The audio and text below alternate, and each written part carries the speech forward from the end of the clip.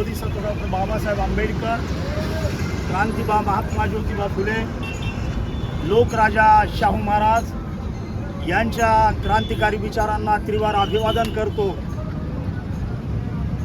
आणि या निदर्शने कार्यक्रमात सामील झालेल्या समस्त भीमसैनिकांना क्रांतिकारी जय भीम।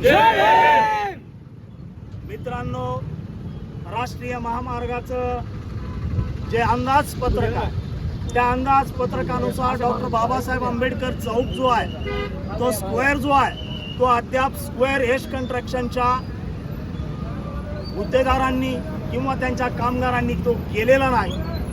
किंबहुना मोहा रोडला 50 मीटर रस्त्याचं काम शिल्लक आहे, पोंगनेर रोडला 50 मीटरचं काम शिल्लक आहे। अशा परिस्थितीमध्ये त्या संबंधित गुत्तेदारानं या डॉक्टर बाबासाहेब आंबेडकर चौकाचं जे विस्तारीकरण किंवा सौंदर्यीकरण करणं अपेक्षित होतं त्या सौंदर्यीकरण न केल्यामुळं आंबेडकरी समूहाच्या वतीनं डॉक्टर बाबासाहेब आंबेडकर जयंती उत्सव समितीच्या वतीनं या ठिकाणी प्राथमिक स्वरूपामध्ये आम्ही हे आंदोलन करत आहोत। यानंतर जर शासनानं तात्काळ या 2 दिवसात कारवाई केली नाही तर येत्या 2 एप्रिलला किंवा 4 एप्रिलला याच ठिकाणी आपण शासनाच्या विरुद्ध डॉक्टर बाबासाहेब आंबेडकर चौकात आमरण उपोषण करण्यात येईल। याची सरकारनं आणि महामार्गाच्या कार्यकारी अभियंता जे आहेत सन्माननीय सुमंत साहेब यांनी त्यात तात्काळ दखल घ्यावी आणि या दखलीनुसारच जर या 2 दिवसात कारवाई झाली नाही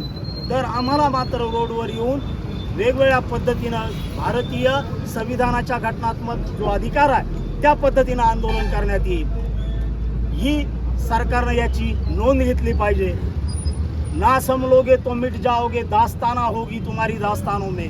आज आम्हाला जर आम्ही वेळेच या प्रसंगी जर सावध नाही झालो तर भविष्यामध्ये हा चौक राहील की नाही याची भीती निर्माण झालेली आहे। कारण पोलीस प्रशासनाला देखील अनेकदा अनुभव या ठिकाणी आला आहे। आंबेडकर चौक अरुंद होत चाललेला आहे आणि त्यामुळं या रस्त्यामध्ये डॉक्टर बाबासाहेब आंबेडकर चौकाला अनेक गाड्यांचं धडका होत आहेत आणि वेगवेगळ्या पद्धतीनं 2-3 अपघात झालेले आहेत गंभीर।